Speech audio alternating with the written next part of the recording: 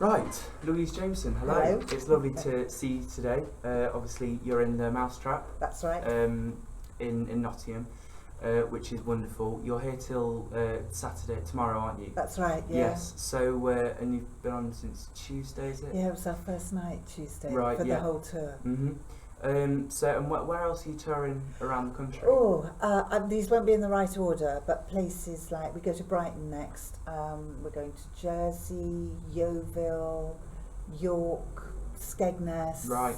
Llandudno, all round. Yeah, so, well, very sort of attractive places to visit, really, Yeah. especially places like London and things like that. Okay, hope you don't mind, I'm just going to have a little talk about your career, just, you know, Yeah. your sort of big TV roles, if you like. So, let's talk about Doctor Who. Obviously, you played Leela Yes. in Doctor Who Yes. Alongside Tom Baker. I did. An iconic companion, if you know, I'm a big fan of Doctor Who, I always have been. And Leela, she was out there, wasn't she? She was a character that was very. It wasn't the conventional like sort of Sarah Jane Smith and things like that.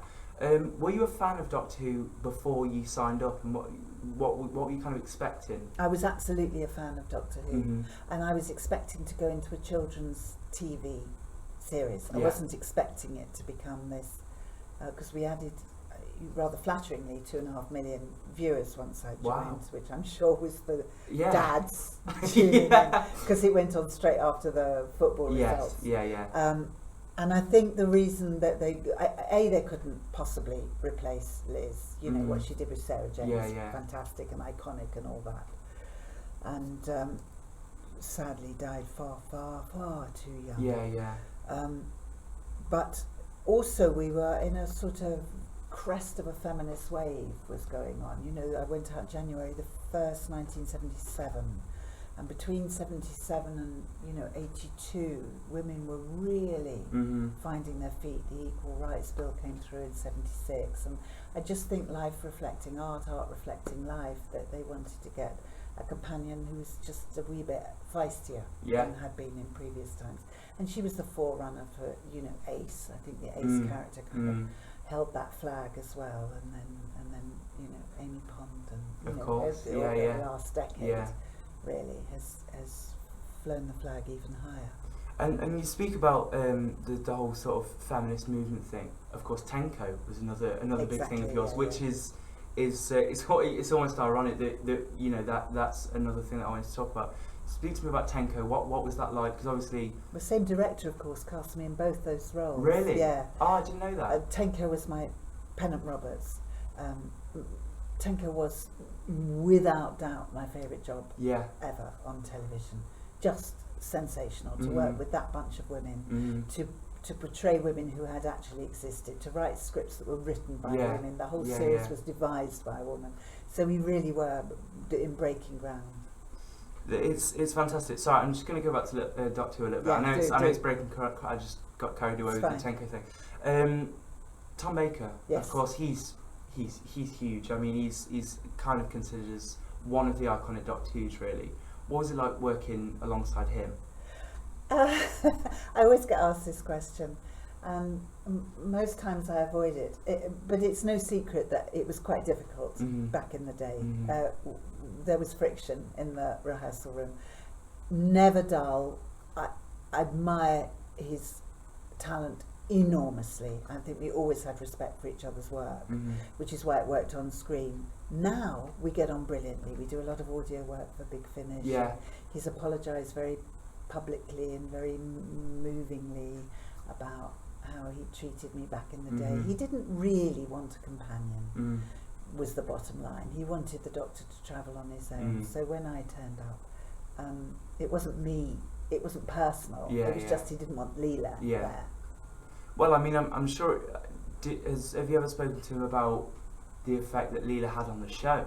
Not just the viewers, I wouldn't dare. but really, I mean, sort of, as I was talking about earlier, Sarah Jane Smith, a wonderful character, but it was very, it was sort of not a girl next door role, but it was very different to Leela. Yeah. And then to have Leela turn up, this sort of, sort of cave woman like, character, it surely it felt like not just a companion, but a new dynamic to the show that had never been discovered before. Well, that's lovely of you to say, and thank you for that. And but no, I've not had that discussion with him, and I'm not sure it would be a comfortable one, because I think that might have been part of the reason why he didn't like her being there, because I just took some of the limelight. Mm-hmm. Okay, so let's go back to Tenko. Yes. So you said that was your favourite role. Yes. The best thing you've done in your career.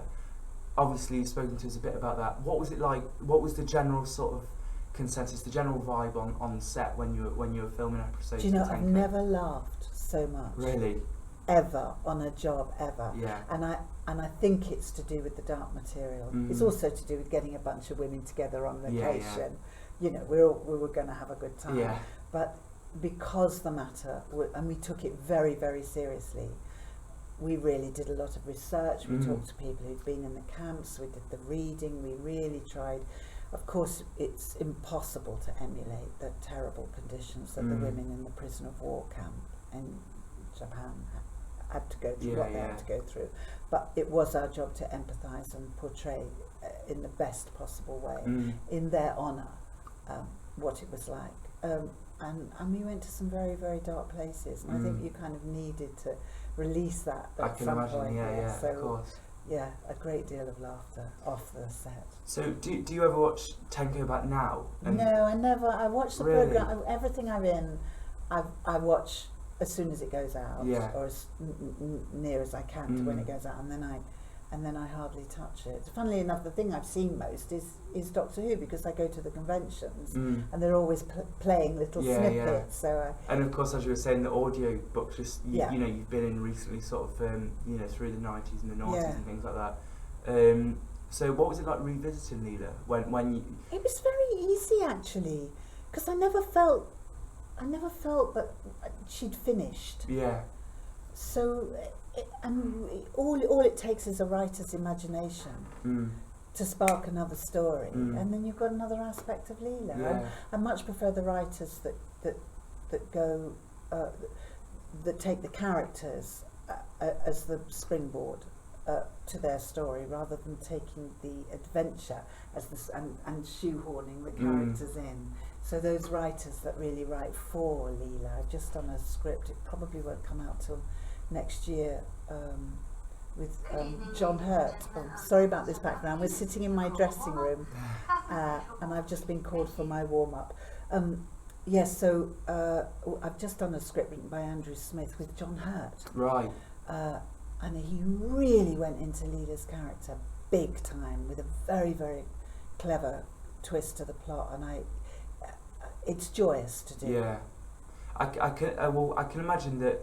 Even obviously, you've got the sort of countless dimensions of Leela, and then, as you were saying, to introduce a new Doctor to all of that. Yeah. That must be fantastic. Yeah, and such an iconic actor as well. Of course, someone like John Hurt, that's fantastic. I just wanted to speak to you briefly about EastEnders. Yes. You were in EastEnders as part of We'll have to be quite quick, because that was I'm so sorry. Yeah, that was sorry, my that's call fine. to go to work. No, let's do it. Yeah. I'll go through this quite quickly. You're part of the DeMarco family in EastEnders. How was that? Because obviously, she's another one I didn't think quite finished, to be honest. Yeah. You know, I was asked by one producer if I look at a sort of 5-year plan and be the family that took over the Vic, and then 3 months later, there's another producer going, "You're going to be out in 12 weeks." That's what it was, wasn't it? It was the sort of revolution that it was John York, wasn't it? Yeah. And for some reason took again the DeMarcos, which is fine. That's, you know, it happens. You go into series, you leave series. That's what happens all through your career. But the manner in which it was done left a very nasty taste in my mouth. Really, yeah. Yeah, it was like they told the press before they told me, and they used the word axed, and it was just humiliating, to be honest. You know, with the, you know, I've been working since 1971. Yeah. At that point, I had a 30-year career behind me. I'd worked for the BBC for most of that, always been treated with respect. It was like, oh wow, where did that come from? I was very hurt. Yeah, I can imagine. And just quickly, because I know you've got to go soon. Thank you. Let's speak about the Mousetrap. Yes. Obviously, it's a theatre pinnacle, really, for any theatre actor. And do you know it started here? Did it? In 1952, it did its very first production here. Because it went to the West End soon after, didn't it? It was 1953, I think it went, wasn't it? So it That's opened fantastic. here with the Attenboroughs in it. Wow. I've learned something very, very wonderful today about my city. So what is it about the Mousetrap? Of course, it's such a big. I'd say it's one of Christie's biggest kind of theatre-wise and sort of on the stage. I think it works. Structurally, it's brilliant. It keeps the audience guessing. There's an amazing twist at the end. But she read a story about a child who was beaten to death, and she couldn't in foster care, and she couldn't get this appalling image out of her mind, and the Mousetrap is a direct result from that. And I think because a lot of her plays are very cerebral, but because this one is rooted in her gut-wrenching emotion, I think it's got better foundation stones than the others, and I think that's why it's lasted. And that's why it appeals to you. Yeah. Yeah, it's a fantastic. It made me take it very, very seriously. Oh yeah, I'm doing a Christie, a whodunit. I stand here, I say that. Yeah. But when I found out the facts behind it, I thought this has got to be treated with like Tenko. Yeah, it's got to be treated with great respect. Of course. Louise Jameson, thank you very much. Thank you. It's been my pleasure. Lovely to meet you.